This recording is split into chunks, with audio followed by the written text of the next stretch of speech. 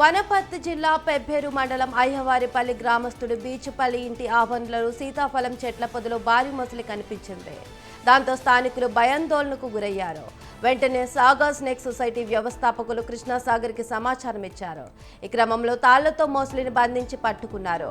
మొసలి 11 ఫీట్ల పొడవు, 230 కేజీల బరువు ఉన్నట్లు తెలిపారు.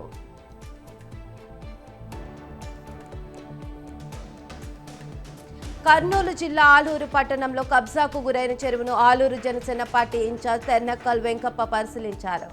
గతంలో వైఎస్ఆర్ ప్రభుత్వం చెరువును కబ్జా చేస్తే జనసేన పార్టీ అడ్డుకుందని ఈ సందర్భంగా వెంకప్ప అన్నారు. అయితే ఇప్పుడు కూటమి ప్రభుత్వం వచ్చిన తర్వాత కూడా చెరువుకు సంబంధించిన భూమిని ఆక్రమించుకుంటే రెవెన్యూ ఇరిగేషన్ అధికారులు ఏం చేస్తున్నారంటూ ప్రశ్నించారు.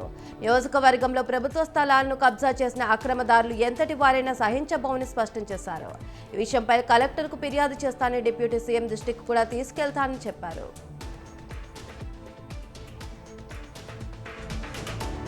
రాజకీయాలకు అతీతంగా యాదగిరిగుట్ట లక్ష్మీనరసింహస్వామి ఆలయ అభివృద్ధి జరగాలన్నారు ఎమ్మెల్సీ కవిత. నరసింహస్వామి జన్మ నక్షత్రం స్వాతి నక్షత్రం సందర్భంగా యాదగిరిగుట్ట కొండ చుట్టూ గిరి ప్రదక్షిణ చేసి మెట్ల మార్గంలో కొండపైకి వెళ్లి నరసింహుడిని దర్శించుకున్నారు. ఎమ్మెల్సీ కవితకు ఆలయ సంప్రదాయ స్వాగతం పలికి వేద ఆశీర్వచనం చేశారు ఆలయ అర్చకులు. స్వామివారి చిత్రపటం, లడ్డూ ప్రసాదం ఆలయ ఈవో అందజేశారు. ఆలయంలో గిరి ప్రదక్షిణ చేయడం అదృష్టంగా భావిస్తున్నా అని కవిత అన్నారు. యాదగిరిగుట్టను టెంపుల్ సిటీ ఆఫ్ నేషనల్ గా నిలబెట్టుకున్నామని చెప్పారు.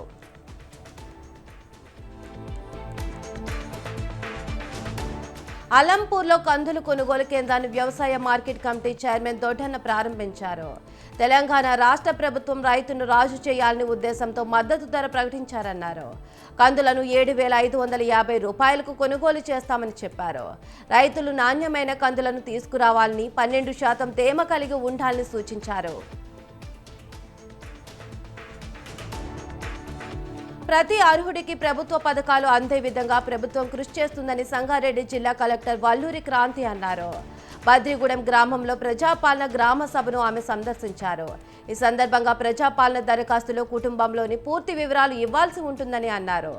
రైతు భరోసా, ఇందిరమ్మ ఇండ్లు, రేషన్ కార్డు, ఇందిరమ్మ ఆత్మీయ భరోసా 4 పథకాలు అమలు చేస్తున్నట్లు తెలిపారు. ప్రభుత్వ పథకాలు పొందడం అనేది నిరంతర ప్రక్రియ అని కలెక్టర్ స్పష్టం చేశారు. సూర్యాపేట జిల్లా పాలకీడు మండలం జాన్ పహాడ్ దర్గా ఉర్సు ఉత్సవాలను హిందువులు, ముస్లింలు కలిసి జాతరను జరుపుకుంటారు. మతాలకు అతీతంగా నిర్వహిస్తారు. ప్రతి సంవత్సరం జనవరి నెలలో 23, 24, 25 తేదీల్లో 3 రోజుల పాటు ఉర్సు ఉత్సవాలు నిర్వహిస్తారు. ఆంధ్ర టు కర్ణాటక, తమిళనాడు, ఇతర రాష్ట్రాల నుంచి కూడా దర్గా సాయితాను దర్శించుకోవడానికి వస్తారు. దర్గా ఉర్సు ఉత్సవాలు ఎలాంటి అవాంఛనీయ సంఘటన జరగకుండా కట్టుదిట్టమైన చర్యలు తీసుకోబోతున్నామని పోలీసులు తెలిపారు. కొమరం భీం జిల్లా కేంద్రంలో ఘనంగా అయోధ్య రామ మందిర వార్షికోత్సవ వేడుకలు వైభవంగా జరిగాయి. ఉత్తరప్రదేశ్ రాష్ట్రంలోని అయోధ్యలో నెలకొల్పిన అయోధ్య బాలరాముడు మొదటి సంవత్సర వేడుకలు జనకపూర్ రామాలయంలో ఘనంగా నిర్వహించారు. భక్తులు రాముడికి ప్రత్యేక పూజలు చేసి అన్ని వీధుల గుండా శోభయాత్ర నిర్వహించారు.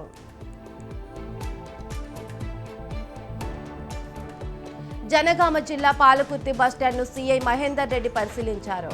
ప్రయాణికులకు సౌకర్యార్థం బస్టాండ్లో అన్ని సదుపాయాలు ఏర్పాటు చేశామని ప్రయాణికులకు తెలిపారు.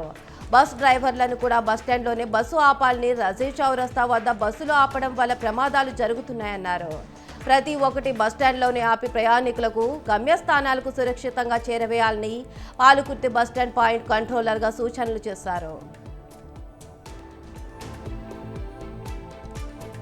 కాకినాడ జిల్లా జగ్గంపేట నియోజకవర్గంలో జిల్లా కలెక్టర్ సనోహన్ సుగిలి సుడిగాలి పర్యటన చేశారు. కేర్లంపూడి సామాజిక ఆరోగ్య కేంద్రాన్ని ఆయన పరిశీలించారు. బూరుగుపూడిలో సచివాలయాన్ని, చెత్త నుండి సంపద తయారీ కేంద్రాన్ని సందర్శించారు. మామిడాడలో గోకులం షెడ్డును సందర్శించారు. రైతులతో ముచ్చటించారు. తదుపరి క్యాండ్రేగులలో ఉపాధి హామీ పథకంలో పనిచేసిన చెరువును పరిశీలించారు. ప్రభుత్వ కార్యాలయ పరిసరాలను పరిశుభ్రంగా ఉంచుకోవాలని జిల్లా కలెక్టర్ షాన్ మోహన్ సగిలి ఆదేశించారు.